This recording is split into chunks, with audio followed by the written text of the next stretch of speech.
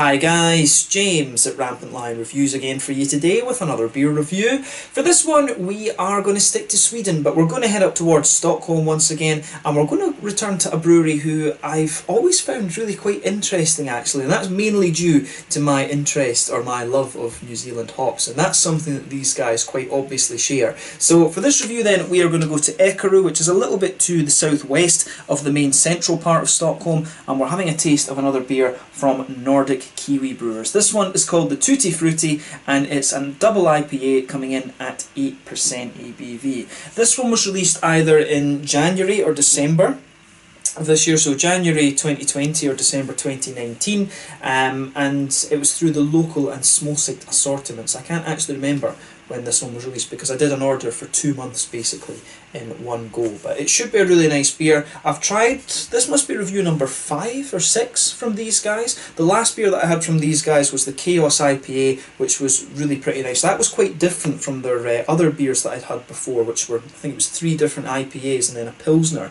or some kind of lager that I'd had from them before. Their original IPAs were quite sort of farmhousey, but the Chaos IPA was a little bit more kind of smooth and creamy, if you like. So I'm curious to see what approach they've taken with this one, but looking forward to trying this. This one has 4 different types of New Zealand hops in it, which we'll talk about a little bit later, and I hope that you guys enjoy my take on it as well. So anyway, as is usual with my reviews then, I'll tell you a little bit about the brewery before we taste the beer. If you want to get straight to the tasting, just fast forward. All the usual links are in the description below. That's the brewery website, the link to my other reviews that I've done from Nordic Kiwi Brewers. No doubt there will be some more at some point in the fairly near future. There's all the usual social media down there as well. If you want to see more reviews, do please consider subscribing to the channel. The whole channel of course has a geography based tagging system, so you can go into the homepage and search for beer based on country, city, state, county, prefecture, whatever it is you're interested in. Do check out the playlists of beers from different countries. There is one there for all the Swedish beers that I've reviewed for you. That's constantly being added to, and as always, please do get in touch and let me know some of the other beers and breweries that you guys would like to see me review. It's always great to hear from you guys that are watching the videos, and the support that you show the channel is hugely appreciated. So anyway, to tell you a little bit about Nordic Kiwi Brewers then, on to my brewery notes. So Nordic Kiwi Brewers, as I mentioned earlier, they're based in Ekerö, which is a little bit to the kind of southwestish of the main central part of Stockholm, if I remember correctly, and the company was founded by 2 New Zealanders, Craig Donovan and Karen Beattie, back in 2014. So apparently they began home brewing because they said that Swedish beer is so expensive, and they soon began buying hops from home in New Zealand. And they set up the commercial brewery in a room using brewing equipment that they found mainly on Blocket, and they've gone from strength to strength since. It's quite funny that they mentioned that Swedish beer was quite expensive, because I actually think, if memory serves me correctly, I think that Systembolaget is actually a good bit cheaper than the craft beers that I bought in New Zealand back in 2015 when I was there. So that's an interesting point about that. But apparently Karen met his Swedish lady in New Zealand, and the pair later moved to London together, and he spent some time there working in construction before moving with her to Sweden. Karen works full-time at the brewery, while Craig is part-time, and he also works for Ericsson. And the niche of this brewery is that initially they were brewing all of their beers with New Zealand hops, hence the name Nordic Kiwi Brewers. And since 2017, they've both worked full-time at the brewery. But in late 2018, they moved to a larger facility in Ekerö, and they brewed around 100,000 litres of beer that year, and they were hoping to double that over 2019. I've not seen anything that tells me whether or not they managed to make that, but probably they did, because, you know, craft beer demand is increasing in Sweden. But they've also recently hired a new Kiwi brewer to join them as well, and they plan to install a new brewing system in the brewery at the very start of 2020, if they haven't done it already. At the end of 2019 as well, they're also talking about changing the brewery name to Northern Exposure Brewing Company, and they'll also start to use hops from elsewhere, not just simply New Zealand. So that's kind of an interesting point. I'm not sure how I feel about that, because, you know, the novelty of this brewery was always that it was, you know, New Zealand hops, which you don't find all that often. Of course, you do have Strangeness Brewery, or Strangeness Brewery, I'm not sure exactly how you pronounce it, who are also Kiwi owned. So you've got 2 really nice New Zealand owned breweries here in Sweden, and I can understand wanting to use some hops from different places as well, but I would hope that if they're going to change their name, they do something like, you know, the Kiwi Experience series, and do single hop beers with all these different Kiwi hops, because there's about 30 or so different hop varieties from down there. So in some ways it's a bit of a shame, but they said a lot of the thing was that people didn't understand the whole Kiwi reference, you know, the little New Zealand birdie that doesn't fly.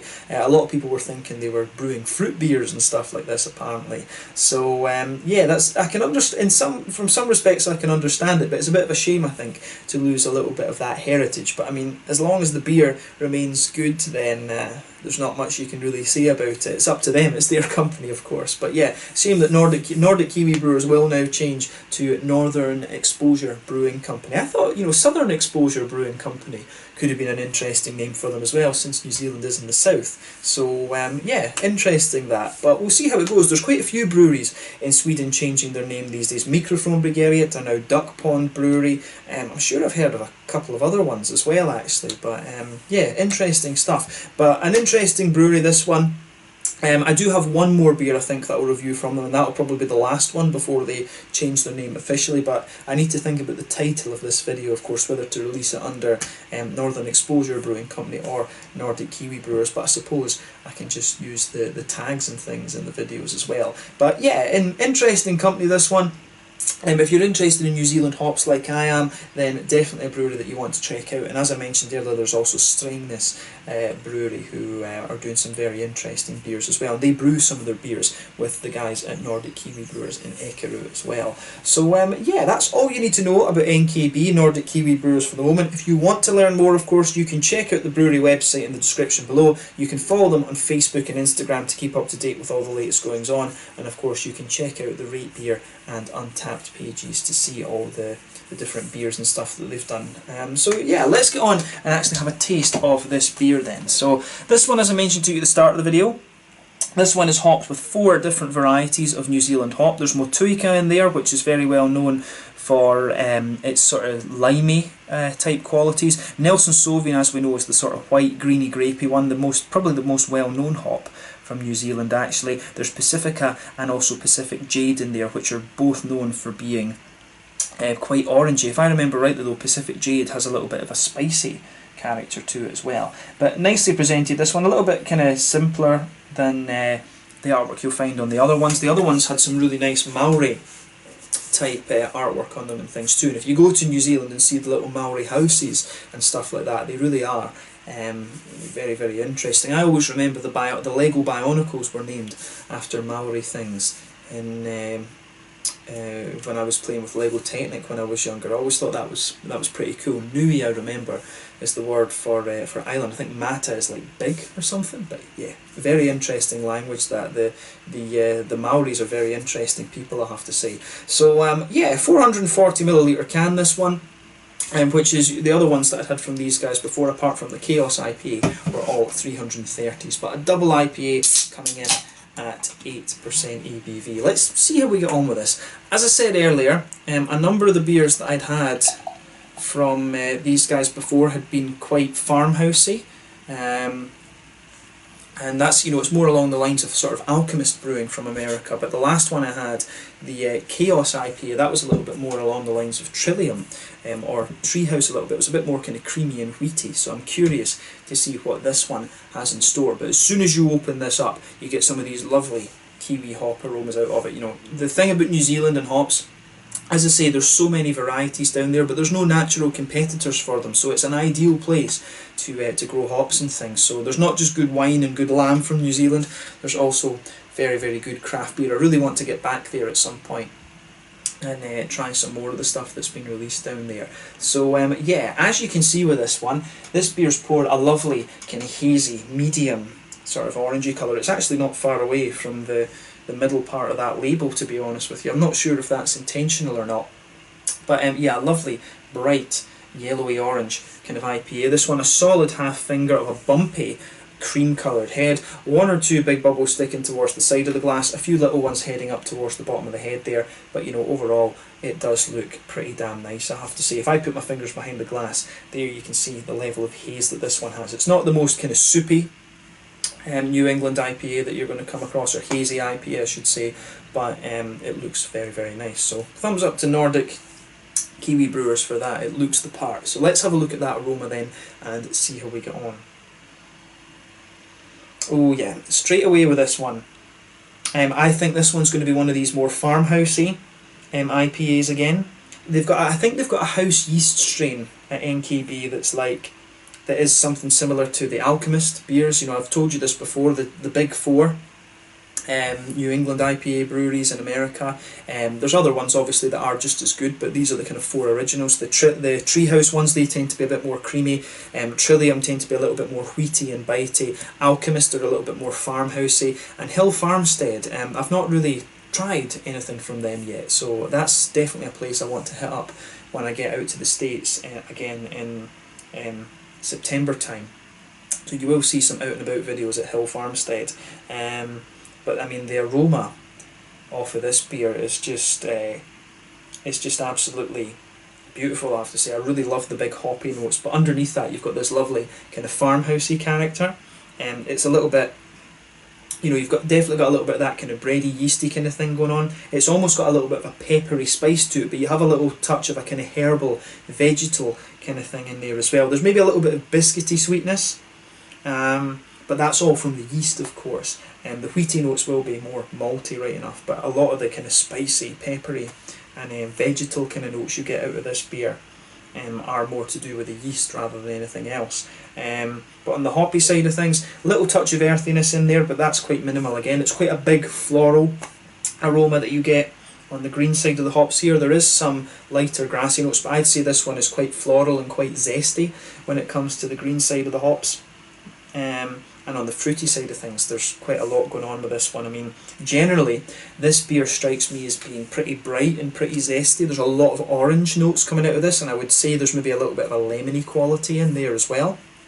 So the Pacifica and the Pacific Jade really kind of shining out in this one. But in fairness, when you've got Motueka in this, it's going to have a big limey character. So maybe because of the oranges, I'm sort of mistaking you know, lime for a little bit more lemony. So you know, Motueka is going to give you a little bit more of that kind of zesty note. I'm saying Motueka, but I think the correct pronunciation is Motueka, if I'm getting that right. But yeah, Maori is a very difficult language.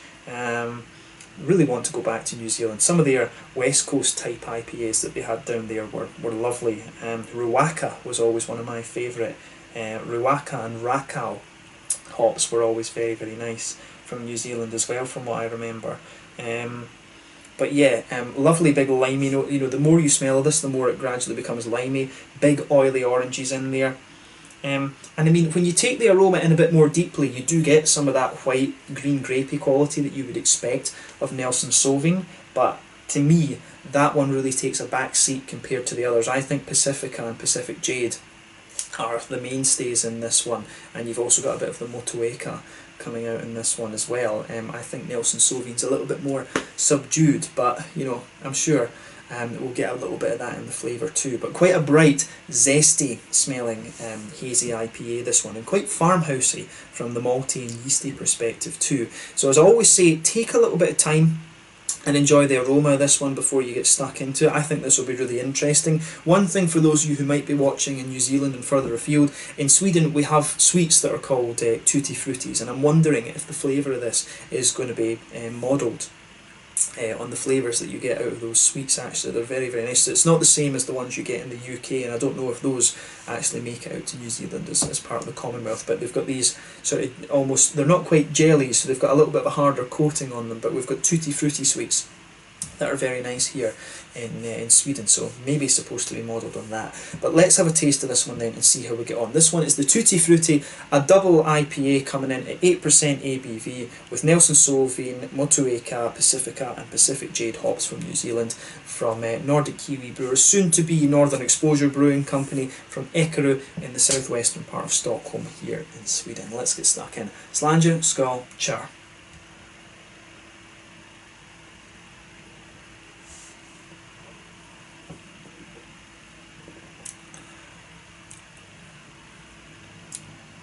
That's pretty nice, I have to say.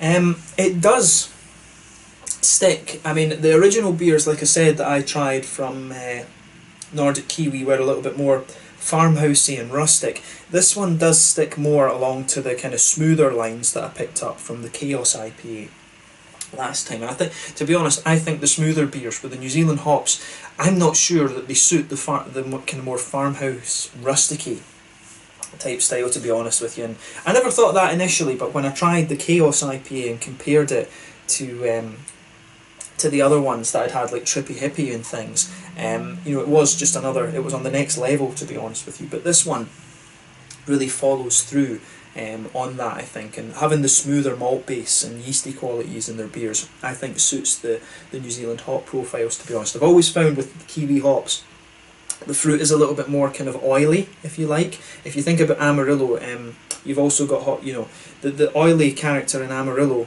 is really kind of what a lot of the New Zealand hops for me are like. I find Amarillo to be one of the more oily American hops, but you know, other hops like Citra and you've got Galaxy from Australia as well. Those ones are a little bit more smooth and pungent, if you like, but I've always found the New Zealand hops have this lovely oily fruity character to them, and I think having that smoother malt base really helps bring that out, in my opinion. So yeah, this beer I think is ideal for the 4 hops that you've got in here. The malt base and the yeasty qualities are kind of spot on.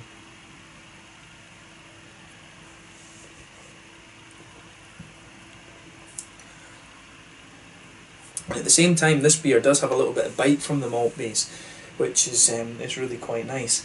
So yeah, where to start with this one then?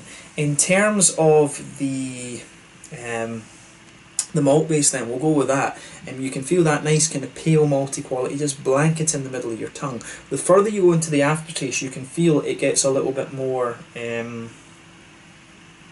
how do you say, you can feel it gets a little bit more, there's a little touch of an almost peppery spice in there. It does become a little touch farmhousey the further you go into the aftertaste. If you go to further forward towards the centre of your palate, it's a little bit more biscuity and sweet. There is a degree of sweetness to this one, and you need that when it's 8% and it's a more hazy type IPA. You do need just a little bit of sweetness in there to cover the booziness in this, but at the same time you do get a little bit of warmth in the chest with this one that lets you know, this is a double IPA.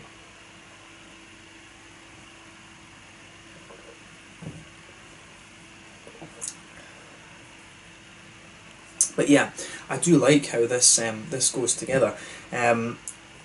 The more and more that I drink of this, it does get that little bit more sweet in the middle of your palate. It's not caramel right enough, it is more biscuity, but you can pick up a little bit of the booziness in the centre of the palate too. And that's something I've always said about these hazy IPAs. They're definitely not as good at covering up the booziness as you might have with a West Coast IPA, where you're going to use like some caramel or some carapils or one of the more brown sugary malts. Using just oats and wheat and things, I don't think covers the booze quite as well, to be honest with you. But they've got the malt base pretty nice on this one. This one, I think it might have benefited a little bit from being a little bit lower in its ABV for the hop profile, but it is intended to be a double IPA in fairness. So either more oats to make it just that little bit more creamy, or maybe a little bit lower in ABV. There's 2 ways I think you can take it, but it's a very minor point. That it's still a really solid beer in my mind. As I say, the more you drink of this, it gets a little bit more peppery and spicy and things, but the booziness, you can pick that up in the middle of the palate with this one.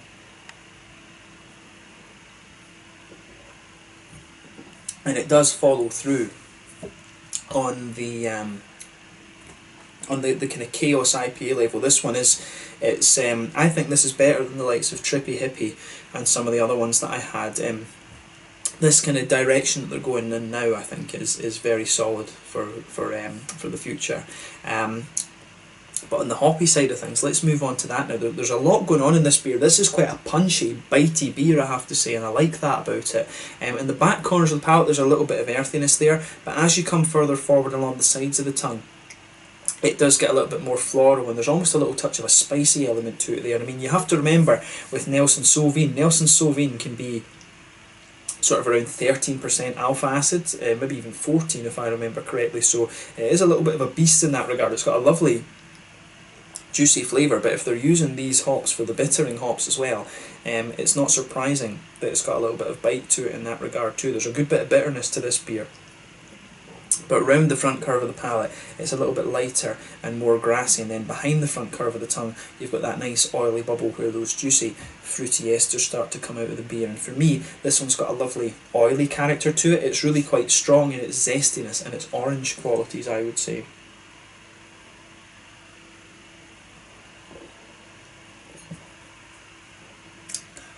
So yeah, towards the back of that oily bubble, when you first take this beer in, you will get some of those green grapey, white grapey notes from the Nelson Sauvin, but then as you move further forward you get a lot of oily orange out of this one, and that's both from the Pacifica and the Pacific Jade. But then as you go right towards the front of the tongue, it's the limey qualities that come out from the Motueka, and those linger into the aftertaste. That's what really gives the beer a little bit of that zestiness almost. It does get a little bit drier on the front part of the palate the further you go into the aftertaste too. So yeah, I mean, this one's got some really interesting kind of transitions with it. It's got a little bit of that farmhousey quality, which I always kind of regarded as the signature of NKB, but it's got that smoother, more hazy, New Englandy type element to it that they've kind of evolved into over recent times. But it's got these lovely big oily fruity notes that you expect of the kiwi hops, and it's really nice. This, I mean, to me, this is a very nicely done beer. It feels a little bit boozy, but that's me kind of nitpicking with it. So I think that would be my one thing I would say about this, is put a little bit more oaty quality into it and just smooth it out a little bit, or take the ABV down slightly. But then, if they want to do a double IPA, I think, it's the oats that have to go into it, or maybe a little bit of, carapils, or, something like that, just to give it a little bit more kind of biscuity and sweet notes. But yeah, that's me absolutely nitpicking with this beer. The flavour profile that you get out of the hops in this is lovely, and that's exactly what you want from an IPA. You want it to be quite hoppy focused, and the New Zealand hops will never let you down in that regard, I have to say. So I love how this beer goes together. I think it's really nicely done. So once again, thumbs up to the guys at Nordic Kiwi Brewer for this. I think they've done an awesome job in terms of the flavour profile. So yeah, I do want to try the Clive IPA, because I'm sure it was Chaos that I tried, so I need to try Clive IPA. I would think that will probably be the last one that's released under the NKB name before they change to Northern Experience Brewing Company. So we'll need to see how their new beers turn out, actually. But yeah, in terms of the mouthfeel then,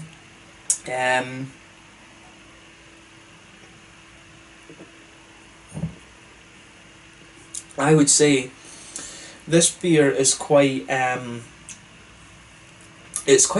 full-bodied, actually. So the bottom end of full-bodied, the carbonation is very smooth. It's really got quite an oily mouthfeel to it. It's one of the more oily, hazy IPAs that you're going to come across, but that would be sorted out if they used a little bit more oats. Like I was saying, it would get that little bit more of a kind of creamy mouthfeel. But in fairness, I think the oily mouthfeel suits the kiwi hops. So it's one of these things that you just need to think about it a little bit. But in terms of the bitterness, I think this one's got to be about 50 IBUs, maybe even 60. It's a little bit more than you would normally get from one of the hazy IPAs.